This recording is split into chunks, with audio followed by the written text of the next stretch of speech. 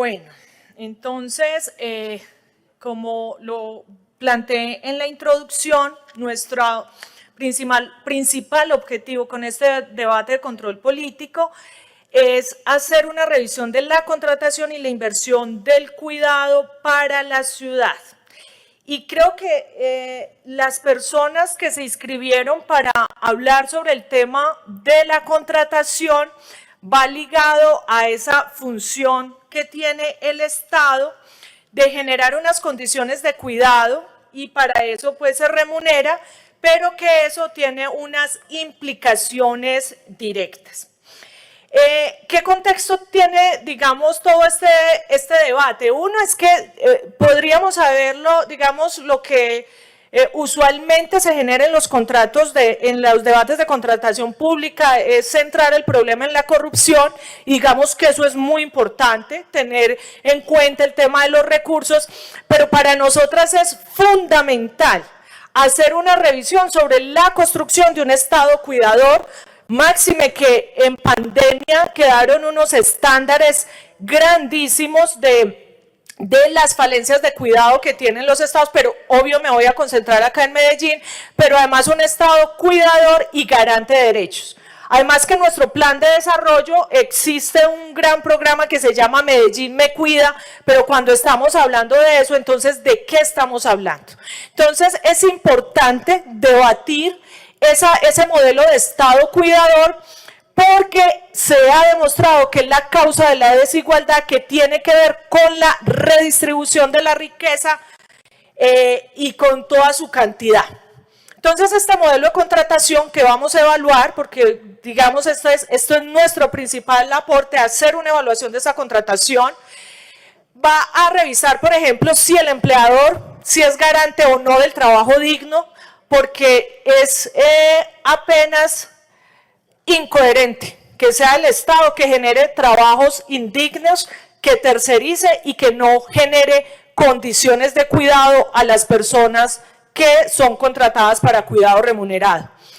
El Estado es responsable de la eficiencia en la administración de recursos, y ahí haremos un análisis del efecto que tiene la tercerización de la contratación pública en la eficiencia, pero además el Estado es el encargado de avanzar en las políticas realmente redistributivas y no solo subsidiarias, porque ahí, digamos, finaliza la ponencia revisando la importancia o no de los subsidios, pero la necesidad de un tema de redistribución si lo que queremos es erradicar la pobreza y no administrarla. Por lo que ha venido haciendo el Estado y diría también estas alcaldías, porque somos la segunda ciudad más desigual de Medellín, con los presupuestos que tenemos, nos hemos dedicado a administrar la pobreza y no a erradicarla. Bajo esa mirada, entonces quiero dar, digamos, como un componente dogmático o de reflexión, qué es lo que entendemos por cuidado y trabajo reproductivo en lo público. Lo primero que hay que decir es que una sociedad que se autoproclame justa debe eliminar la explotación de los trabajos productivos y reproductivos, porque ambos son igual de importante. Es decir, el tema de la explotación no solo está en cabeza de aquellas personas que hacen trabajo de cuidado no remunerado, sino quienes están trabajando de forma remunerada para cumplir el cuidado de la ciudad. El trabajo de cuidado y reproductivo no es un problema privado y doméstico, es un asunto público y es común. Y ahí quiero hacer mucho énfasis, porque el Estado, en un Estado social de derecho, porque estoy hablando desde la constitucionalidad de un Estado que se fundamenta en garantizar una igualdad material y no formal, es decir, que efectivamente todos y todas tengamos las mismas condiciones desde las diversidades que nos habitan, pues eso se convierte en un Estado, en una discusión pública, y por eso lo traemos en el debate acá en el Consejo. El cuidado de la vida debe ser el principal interés de los estados, y eso se traduce en generar unas condiciones dignas a sus trabajadores y trabajadoras, y no solo en ese cliché de inversión social, porque ahorita vamos a ver además que los indicadores que tenemos en el plan de desarrollo tienen unos unos indicadores desde el resultado, que son cifras y porcentajes, más allá de generar un impacto y unas líneas bases que garanticen el cierre de brechas. Las personas encargadas del cuidado deben de ser reconocidas y remuneradas porque son finalmente quienes preservan la vida colectiva e individual, y eso nos lo enseñó la pandemia. Finalmente el cuidado debe ser consecuencia de la articulación institucional y el diálogo social. No es un programa, no es un proyecto, es un tema de articulación que debe pensarse como sistema. Por eso siempre en los debates les pregunto a las secretarias, ¿ustedes qué tienen que ver con el sistema municipal de cuidado? Y algunas yo creo que no saben que generan muchas acciones para ese sistema municipal de cuidado. Entonces, analizar esa contratación de las ciudades desde la mirada del cuidado evidencia uno la brecha de género en la pirámide de ingresos y en la línea de estabilidad laboral. Vamos a ver que son en su gran mayoría las mujeres que están haciendo el cuidado remunerado en esta ciudad, y como ustedes escucharon hoy no intervino ningún hombre. Intervino, y no es que los hombres no hagan cuidado, pero en su gran porcentaje son las mujeres y son las que tienen una precariedad en lo contractual, y ahorita lo vamos a mirar. Y esos niveles de reconocimiento son muy importantes en el trabajo de cuidado y reproductivo. Finalmente, entonces, el cuidado como defensa radical de la igualdad material y la redistribución tiene tres grandes componentes. Uno, que tiene que ver el derecho a ser cuidado. Miren que no es una simple potestad del Estado, sino que es la garantía de que tengamos una institucionalidad pública y privada, porque esto no solamente está en cabeza de lo público, robusta y democrática, que garantice salud integral, el cuidado del cuerpo, de la mente, primera infancia, adultos mayores, condiciones de discapacidad, el tema de la soberanía alimentaria, el cuidado del medio ambiente, como derecho. Entonces, como derecho, ahí hay una exigencia no potestativa, sino impositiva para el Estado. Pero además se tienen que dar unas garantías sociales para cuidar, y eso significa el reconocimiento y remuneración de las personas que ejercen ese cuidado, la superación de las desigualdades generadas por una división sexual del trabajo y la feminización de la pobreza. Nosotras hablamos de madres comunitarias que no tienen ni siquiera un salario con todas las prestaciones sociales, pero no conocemos ningún rol, ninguna actividad que ejerzan los hombres de manera no remunerada y que se haga en pro de ese asunto del cuidado que pareciera una predeterminación biológica, pero ha sido un rol de género asignado por esta sociedad. Y esa división sexual ha generado la feminización de la pobreza. Y eso incluso en los contornos laborales, dices que las mujeres son muy juiciosas, son muy tesas y trabajan muchísimo más para generar unas condiciones de reconocimiento que en algunos hombres se pasa, digamos, como su trabajo lo desarrolla sin mayor esfuerzo, pero a ellas les toca trabajar el triple para hacer ese reconocimiento, y de eso estamos hablando, de la feminización de la pobreza. Pero además es muy importante redefinir los aportes económicos, la redistribución de la riqueza a través de rentas básicas, la disminución del endeudamiento, pero además la jubilación para estas personas cuidadoras que sostienen toda una población, pero que no van a llegar a tener una pensión. Y eso significa entonces institucionalidad, una mirada a las personas y su trabajo en el centro, pero además políticas redistributivas en inversión pública. Voy aquí a detenerme un poquito con el tema de los principios de la contratación pública. La contratación pública, y advierto de una vez, hubo unas secretarías que nos dijeron, nosotras estuvimos preguntando, infórmenos por favor en estos programas puntuales de cuidado, quiénes están contratadas, hombres y mujeres, cuál es la periodicidad de la contratación, y la respuesta fue que por el principio de autonomía de la contratación no nos daban esa respuesta. Pues déjenme decirle que la Constitución tiene unos principios del servicio público y ahí la contratación, que es la publicidad y el tema de la moralidad administrativa. ¿Cómo podemos hacer control político en el Consejo si no tenemos toda la información?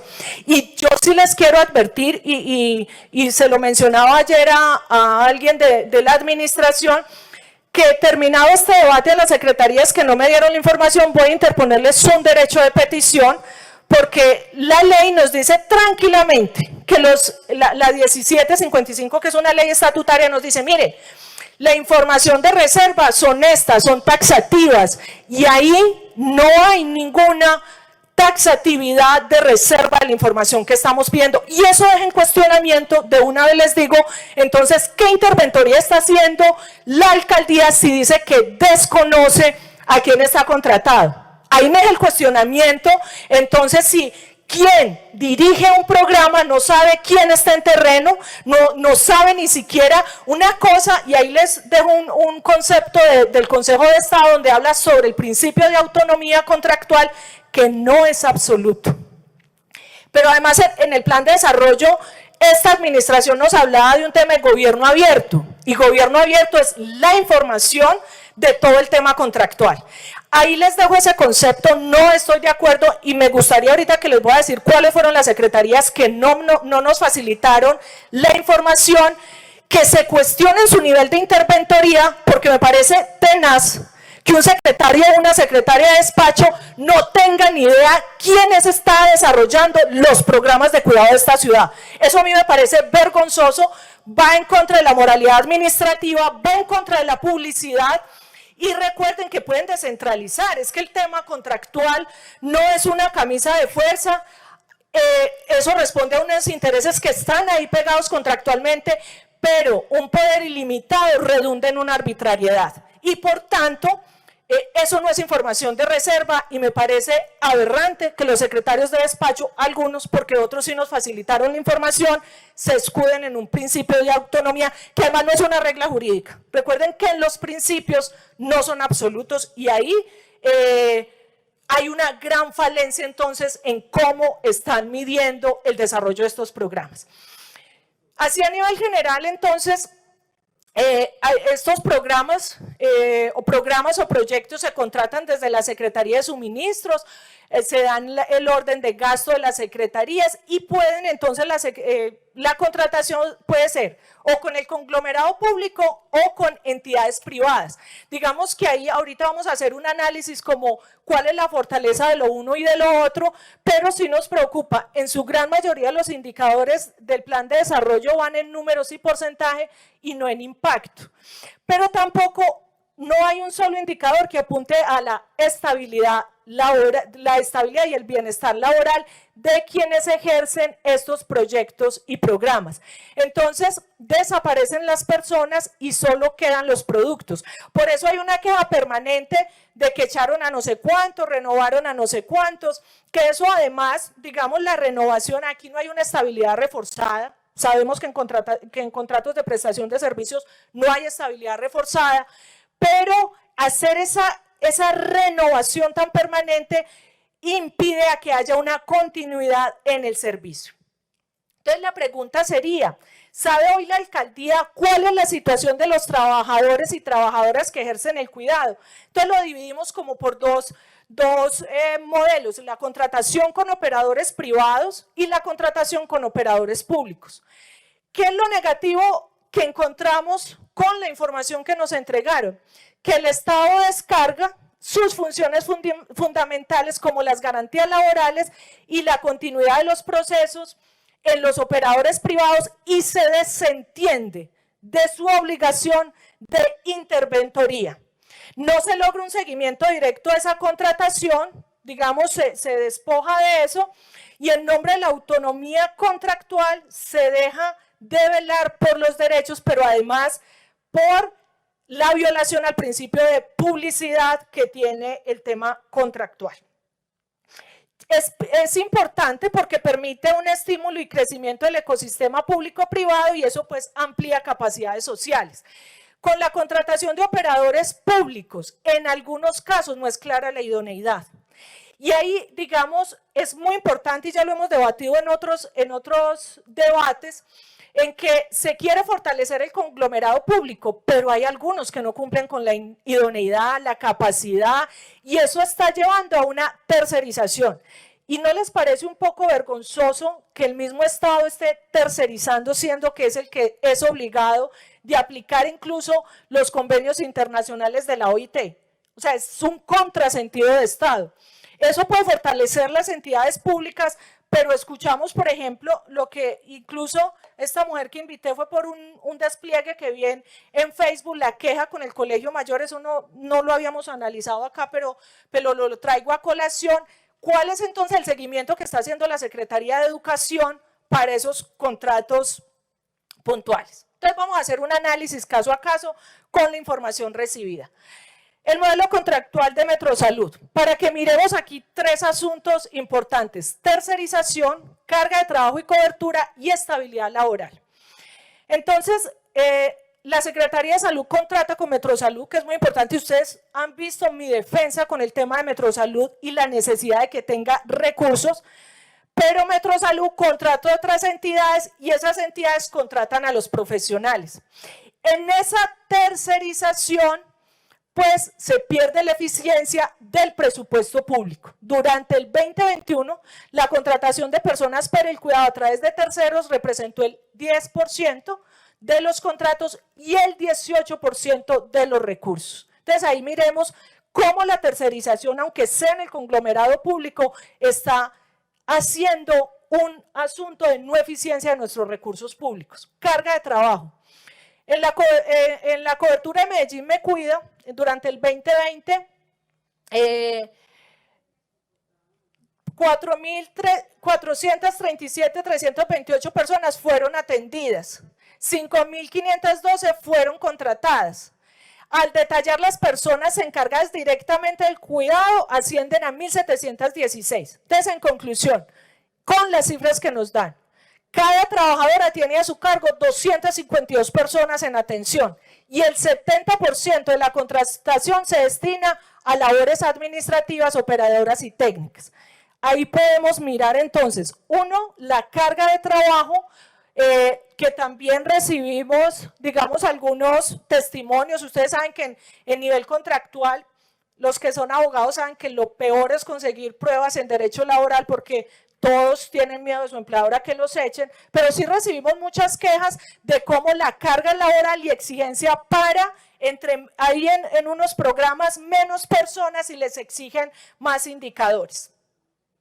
Y sobre la estabilidad laboral, pues ahí pueden ver la torta, y esto nos parece gravísimo en términos de eficiencia y qué desgaste contractual.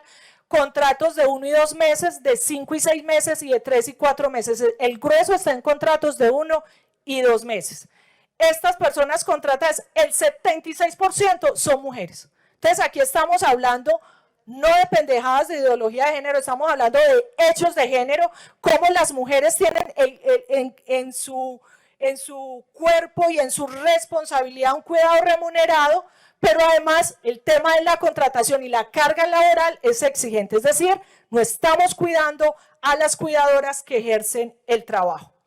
Con la Secretaría de las Mujeres, ahí, secretaria, es una de las inquietudes que teníamos, porque nos dicen que no tenían la información, la información, que no contaban la información sobre con los contratistas por la autonomía del operador.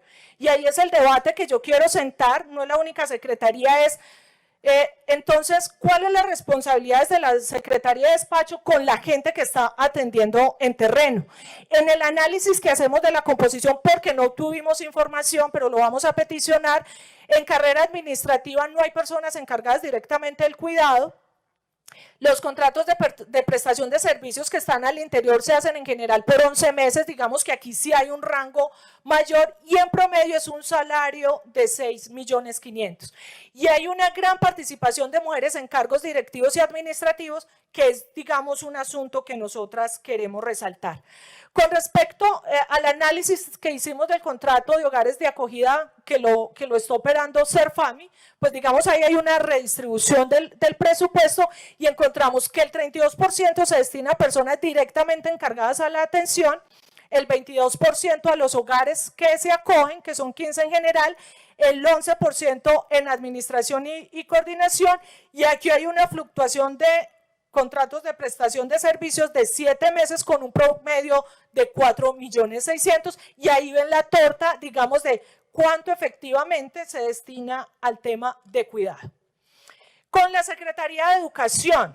La Secretaría de Educación también nos dice que no cuentan con información sobre contratistas por autonomía del operador. Yo quiero de verdad que me den la respuesta jurídica ahora estas dos secretarías y cómo están haciendo la interventoría si ustedes se despojan de toda la responsabilidad y entonces ni siquiera saben quién está operando los programas. Eso a mí me parece tenaz. En este programa hicimos un análisis del entorno escolar protector, que es quien se encarga de los riesgos psicosociales de niños y niñas. Miren, y ahí hago una observación. Ahí viene un debate que radicó Natalie con el tema de Buen Comienzo. Entonces, si eso nos pasa en otros lugares, la Secretaría no tiene ni idea quién está operando los proyectos. Y entonces ahí, ¿cuál es la responsabilidad estatal? ¿Sabe la Secretaría cuántas personas son contratadas para realizar el acompañamiento? Como que no saben. ¿Sabe la Secretaría cuáles son las condiciones laborales de quienes ejercen el proyecto y si tienen trabajos dignos? Como que no saben. ¿Se está cuidando a las personas cuidadoras? Les dejo la pregunta y ahorita me la pueden responder. Hubo un cambio de operador. En el 2020 estaba la UPB, en el 2021 San Buenaventura. No sabemos, como no tiene información la Secretaría, extrañamente, cuántas personas continuaron trabajando al cambiar el operador. Vuelvo e insisto, y esto, pues digamos, como mi derecho fundamental, incluso como ciudadana, vamos a peticionar porque a ver si de pronto así sí pueden tener la información para nosotras tener el análisis. Porque además es dineros públicos, porque eso es otra cosa, o sea, aquí no estamos en una tienda que yo, por reserva yo no podría preguntarle, pero es que estamos hablando de dineros públicos. También le hicimos un análisis al tema de educación rural. Yo estuve acompañando un poquito este proceso. Se desmontó el programa de educación rural, que era un programa especializado con un operador. El operador como que tuvo unos inconvenientes, pero lo que se hizo fue cambiar el método, que en este tema de educación rural era gente, algunos estrella, venteros ambulantes que tenían otras actividades, y lo que hacía el programa era un asunto especializado para personas rurales. Se desmonta y lo que hace es que ya cada institución educativa, de acuerdo a sus características, los acoge. Les voy a dar un ejemplo para el que no me entienda. Teníamos especializados un programa para gente estrellada, venteros ambulantes, eran personas que no tenían tiempo para ir en el horario escolar, totalmente personalizado. Se desmonta el programa y les dicen, vayan entonces, métanse a los colegios.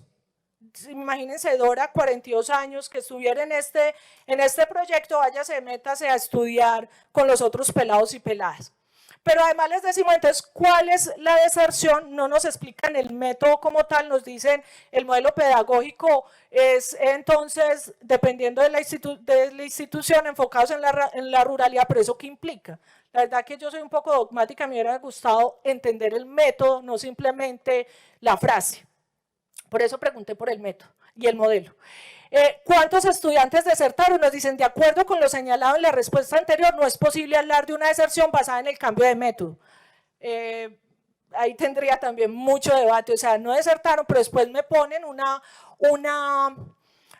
tabla donde dice cuántos desertaron por corregimiento. 78 en San Cristóbal, Altavista 25, 147 en San Antonio de Prado, 63 en Santa Elena, y para mí, si esto no es una discriminación basada en lo territorial, explíqueme en esto qué significa. Dejamos por fuera 365 personas que venían y luego nos ponen retirados, no sé, esos retirados, ahí ahorita que me expliquen ese, 897.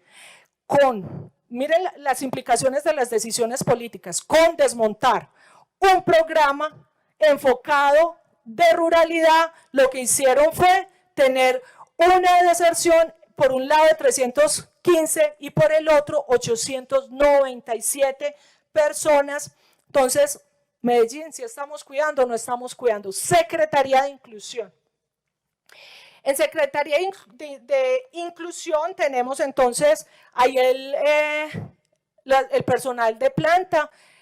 Inclusión tiene un gran grueso de mujeres en carrera administrativa, 121 mujeres, 79 hombres, digamos ahí hay un grueso de mujeres, ahí para que miren el tema del cuidado remunerado también en cabeza de mujeres. Contratación por servicios profesionales, 21, 32 personas en gestión de finanzas, comunicaciones, bueno. Y en el 2021 nos informan entonces 24 mujeres, 14 hombres, 37 con todo el tema de gestión de finanzas, comunicaciones y una persona con trabajo de cuidado, o sea, solo una, Ornata Oyarzún en el Cementerio Universal y es el menor salario que nos reportan. Y aquí entonces es muy fácil de mirar esa pirámide de la que estábamos hablando. En esta y en otras entidades es evidente la pirámide de ingresos versus estabilidad laboral y el tipo de trabajo, funcionario público, contratistas, operadores y el trabajo reproductivo que queda abajo, que es el de menor salario. En ella el trabajo de cuidados es el mayor tercerización e inestabilidad y es la Secretaría de Inclusión. Y finalmente, digamos aquí con la mirada que le hicimos a los subsidios, estas son las entregas, que aquí es muy importante también hacer un análisis. Miren, por un lado vamos a tener una categoría, nosotros preguntamos por subsidios y otro lo que yo he venido denominando que eso no es renta básica, sino unas ayudas humanitarias por la condición de la pandemia, es decir, es un tema más temporal de emergencia porque un subsidio tiene otra categoría. Pero acá nos hacen, digamos, la discriminación de los subsidios o entregas. Ay, no me deja ver ese relojito. Pero no, tranquilo, yo miro de acá. Nos dejan ver las. ¿Cuánto me falta? Ya va a terminar. Ahí está el tope de los valores que se entregan. Y recuerden que este año, pero en el 2020 eran como 6 billones de pesos para 44 mil millones. Que también hay veces se piensa que se gasta un dineral en subsidios y aquí, digamos, es un porcentaje bajo en el presupuesto general del municipio. Entonces, los subsidios son excluyentes entre sí, que esa es otra cosa, hay otros que son a nivel nacional, ninguno tiene perspectiva de género ni justicia retributiva para personas cuidadoras, la gran mayoría son entregas únicas que no permiten condiciones estables de ingresos. Es una inversión que representa el 0.07 del presupuesto público durante el 2020. Las cifras a mí me encantan. ¿Qué es que les damos muchos subsidios? ¿Es que trabajen vagos? No. Volvámonos serios con los temas porque es apenas el 0.07 y en su gran mayoría son ayudas humanitarias y no un asunto, digamos, de subsidio per se. Hoy la ciudad, 1.225.520 personas están en pobreza monetaria. A través de los subsidios se llega solo al 38% de las personas y recuerden esa cifra cuando yo siempre esté hablando de redistribución. Conclusiones. El trabajo de cuidados y reproductivo en la contratación pública de la ciudad es el de mayor tercerización, carga e inestabilidad laboral y está en su gran mayoría en cabeza de mujeres. El principio de autonomía, que no es absoluto, está sirviendo para la omisión y desconocimiento de las entidades públicas sobre las garantías laborales y es una lógica neoliberal donde prima el producto y el resultado sobre las personas y los procesos. Es decir, Medellín no está cuidando a sus contratistas y en algunas secretarías ni se saben quiénes son esos contratistas. La alcaldía de Medellín no está cumpliendo a cabalidad con la distribución del trabajo decente y la compra pública innovadora, que fue una política pública que se aprobó el año pasado, donde hay unas cláusulas sociales y eso no se visibiliza de manera permanente en la contratación de las secretarías, o dónde están esos indicadores que permitan demostrar. Me faltan dos cositas, ya termino, señor presidente. dejo unas preguntas. ¿Saben las secretarías y secretarias y secretarios de despacho cuáles son los porcentajes de operación y administración que se va quedando en cada subcontratación? Para tener un análisis de la eficiencia de los recursos. ¿Tienen esos costos calculados? ¿Es realmente eficiente este sistema? Los costos de la operación de recursos varían en el 10 y el 30% en el modelo de contratación actual. Pueden haber 3 intermediarios, miren esto tan horrible, antes que el recurso llegue a la ciudadanía, y eso llega a la precarización de los contratistas. Este es el caso de los servicios de alimentación, de limpieza, mantenimiento y todos los trabajos reproductivos y los de peor pago en pirámide de salarios. Gracias, señor presidente. Me faltó el análisis de 2 secretarías que hicimos la citación, pero ahora en conclusiones haremos alusión que me faltó el INDER en este análisis específico y la invitación de buen comienzo. Gracias, señor presidente.